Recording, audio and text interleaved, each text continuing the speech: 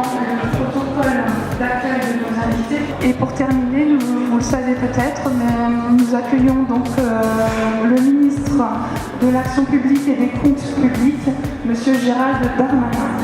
Dans cet espace, il y aura des contraintes de circulation en raison du cocktail qui va prendre tout l'espace de la médaille. Très impressionné par le travail que vous avez réussi à tous faire et je compte sur vous pour jusqu'à la fin de la journée continuer à être souriant comme vous l'êtes, c'est le plus important.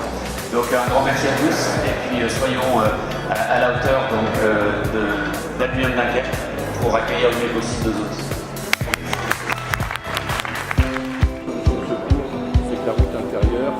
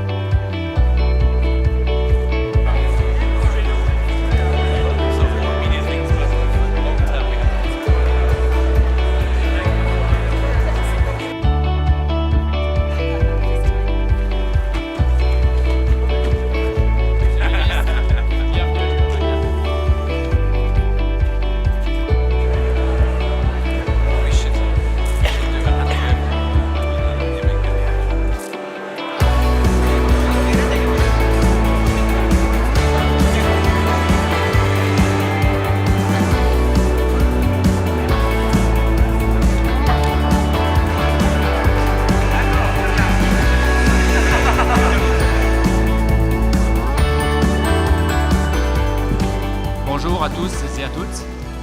Je suis très heureux ce matin de vous accueillir tous au nom des employés d'Aluminium Dunkerque et je vous souhaite la bienvenue dans notre belle usine. Entre 89 et 91, il y a 30 ans, Aluminium Dunkerque s'est construit grâce à la volonté de réindustrialiser une région qui était marquée par le déclin des chantiers navals. Cette usine, elle est issue d'une vraie vision d'avenir, fondée sur un partenariat entre un actionnaire et une région, et une volonté commune de faire d'Aluminium Dunkerque un fleuron industriel. Rétrospectivement, je suis étonné de voir combien ces valeurs, qui ont présidé à l'émergence de ce projet industriel, ont façonné l'avenir et résonnent encore clairement dans cet atrium.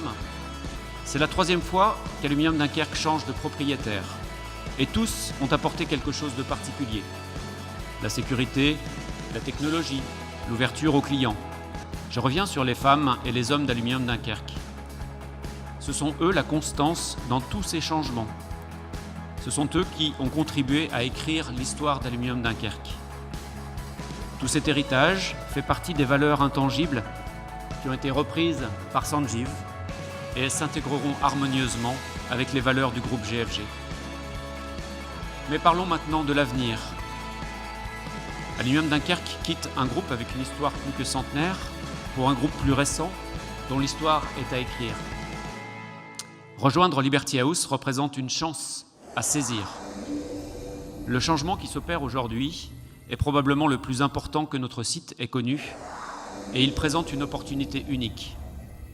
L'opportunité de prendre notre avenir en main avec un impact plus important sur la stratégie du site, sur la gestion opérationnelle de l'ensemble des fonctions depuis Dunkerque. Notre capacité à travailler en nous appuyant sur les compétences reconnues de chacun sera la clé de la réussite. Construire l'avenir avec une vision engageante et préparer les projets de croissance en démontrant ce que nous savons faire et en donnant confiance à notre nouvel actionnaire. Liberty, ce doit être pour nous une nouvelle façon de fonctionner, un nouvel état d'esprit. Chacun d'entre nous doit agir et réagir comme dans sa famille. On doit la protéger, gérer son budget et la faire prospérer. Je laisse maintenant la parole à Sanjeev Gupta, notre nouveau propriétaire, fondateur du groupe Liberty et de l'Alliance qui porte son nom.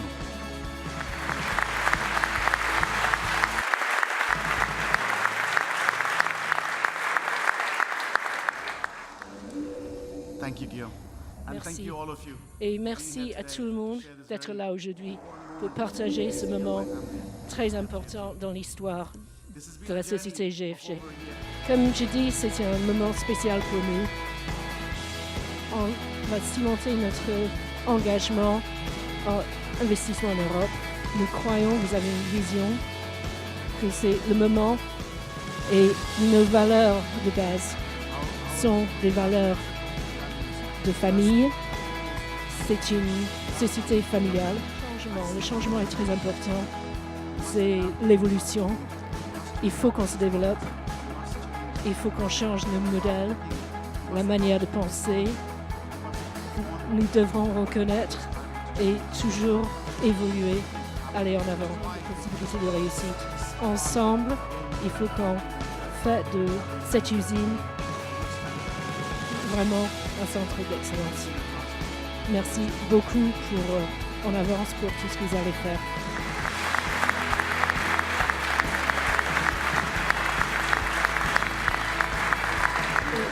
Encore une fois, cette sculpture qui est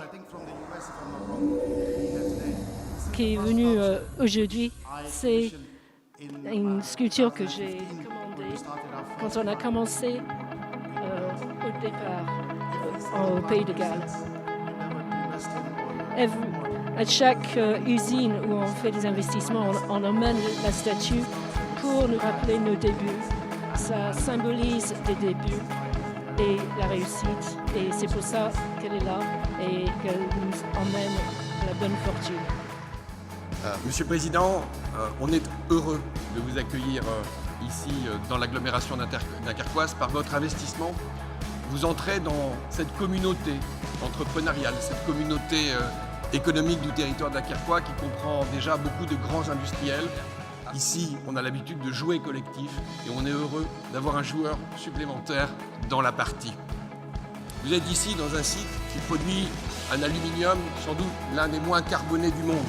Je pense qu'il faut promouvoir effectivement, notamment sur le sol européen, ces industries qui sont particulièrement exemplaires. Aujourd'hui, ce que nous souhaitons ici sur le territoire dunkerquois, ce que les industriels souhaitent, c'est le juste échange et de pouvoir affronter la compétition internationale avec autant de chance que les autres.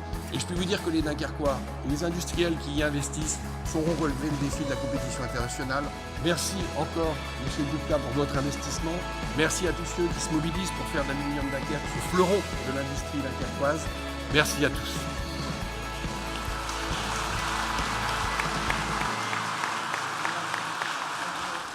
À chaque fois, on me fait parler juste après Patrice Vergrit. The president of region is small. The mayor of Dunkirk is very tall. There is a problem. Je voudrais m'adresser tout d'abord aux salariés qui sont ici et là-haut. Quand il y a un nouveau propriétaire, on se pose des questions. Normal. À votre place, ce serait exactement pareil. Et les propos de M. Gupta à l'instant sont très clairs. Des valeurs et une vision de long terme. Bien sûr que la finance, bien sûr que les actionnaires, les propriétaires sont importants, mais il y a un projet industriel. Et sur de nouveaux projets d'investissement, c'est différent qu'un simple rachat, nous serons prêts, les autorités locales, je parle au nom de la communauté urbaine, je parle aussi au nom de la région, et je sais que ce sera pareil pour l'État, nous sommes prêts à vous accompagner dans les investissements. Parce que je pense qu'une grande nation et une grande région ne peuvent fonctionner que si on garde une industrie très forte. Il y a eu beaucoup de discours sur l'industrie pendant des décennies. Or, la vérité aujourd'hui, c'est que les choses sont en train de changer. Je le dis dans une région, ce n'est pas moi qui le dis. Mais c'est un cabinet international, Ernst & Young, qui indique que nous sommes la première région de France pour les investissements étrangers industriels. Et IBM indique même qu'avec l'Île-de-France, qui n'a pas tout à fait la même taille, nous sommes les premiers en termes de création d'emplois. Donc vous l'avez compris, ici on croit à l'industrie. Et on croit à l'avenir de l'industrie. Mais les gens d'ici savent bosser. Et ils bossent bien. Et d'ailleurs, s'il n'y avait pas cette qualité de travail, vous n'auriez pas repris cette usine. Cette productivité, cette capacité à s'adapter, ce savoir-faire, il n'y a personne qui nous l'enlèvera et il n'y a personne qui nous rattrapera. Donc nous, qu'est-ce que nous pouvons faire au niveau de la région? Je vous l'ai indiqué sur des projets, être à vos côtés pour investir.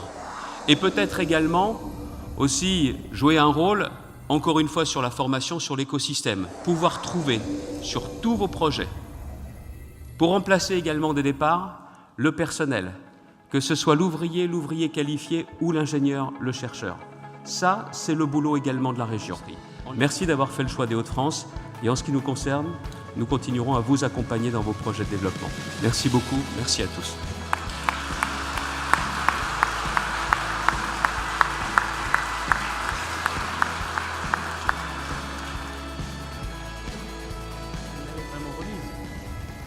Et heureusement qu'il y a eu ici ou là des ouvriers qualifiés pour pouvoir faire ce travail et pour démontrer encore à des investisseurs qu'on pouvait produire en France et singulièrement dans notre région. Mais je trouvais tout à fait normal que le gouvernement français, par la voix de ses ministres, puisse simplement dire quelques mots pour remercier des investisseurs, et notamment des investisseurs étrangers, de croire dans notre pays, de produire dans notre pays.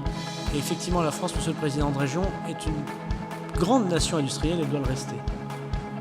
Donc merci à vous de croire, merci à vous de prendre ce risque, merci à vous de pouvoir donner de l'espoir aussi à toute une région. Et on compte sur vous pour que vous puissiez encore investir, encore créer de l'emploi et encore créer de la richesse. Je voudrais dire aussi quelques mots en remerciant tous ceux qui travaillent à faire que les investissements industriels continuent à exister dans notre pays, après avoir remercié les ouvriers, les élus locaux et les investisseurs. Et de ce point de vue, je suis d'accord avec Monsieur le Président de région, cher Xavier. Il faut sans doute que nous aidions encore nos industriels et l'industrie française à pouvoir vivre à armes égales. Nous avons des avantages comparatifs. Une main-d'œuvre très qualifiée et très courageuse et un coût d'énergie pas cher. Et je sais qu'ici, le coût d'énergie, ça veut dire quelque chose. Je sais qu'ici, on sait ce que c'est que la valeur du travail, on sait ce que c'est que le risque. Et je vais dire à Monsieur le Président, s'il me le permet, qu'il a bien commencé en investissant en France à Dunkerque. La question qu'il se posait de savoir s'il devait continuer à investir en France et ailleurs, à Dunkerque et tout autour de Dunkerque, la réponse est oui, parce que nous savons ce que nous devons à la fois au monde ouvrier et à la fois aux investisseurs dans notre belle région qui a su offrir à la France la croissance qui lui permet d'être heureuse. Merci à vous.